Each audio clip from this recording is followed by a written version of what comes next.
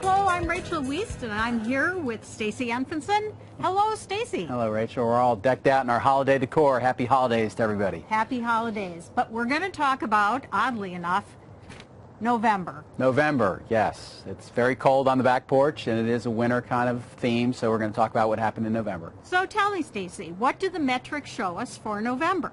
Well, once again, as we've been for every month this year, the metrics are very good. Inventory was down 11%. Closed sales were up 10%. Days on the market decreased to 71 from 114 days. Once again, very, very good. Excellent. That's very good news. Now, historically, there's a drop-off in activity in November and December.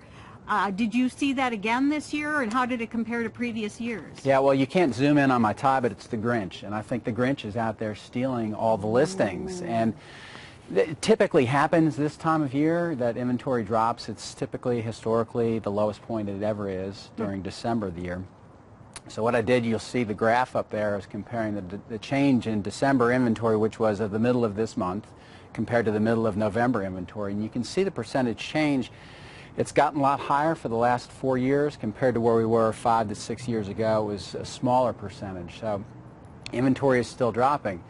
Now your next question is, why is it dropping this year when the market's so much better than it was a couple years ago? Right. And my answer is, I don't know. It's one of those things that we just can't figure out.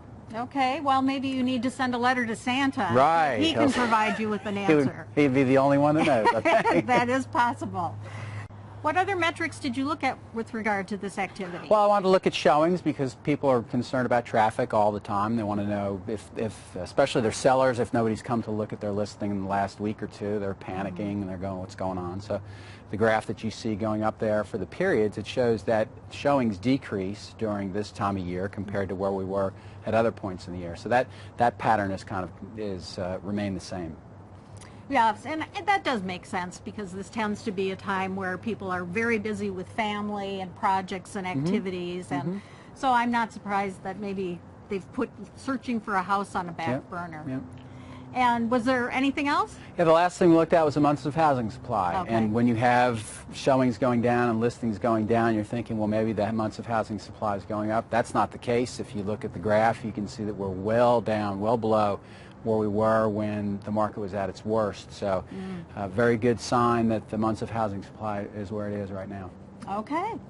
Well, that is good news, Stacy, and let's hope the good news continues. Do you have any more good news? We do. As a matter of fact, we had a contest last month. Those of you that entered, we appreciate you entering, and we have a winner. The winner is Sam Pirtle. So congratulations, Sam.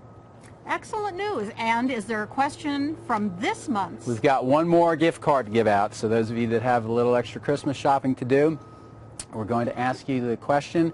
The answer is on page number 1, so you don't even have to dig into the report, and it's at the bottom of page number 1. That's all I'm going to tell you. You have to identify which year had the highest months of housing supply in the graph at the bottom of the page. Oh my God. Santa and the Grinch can't make it any simpler than that. Yes, I can see why you're wearing your Santa hat today.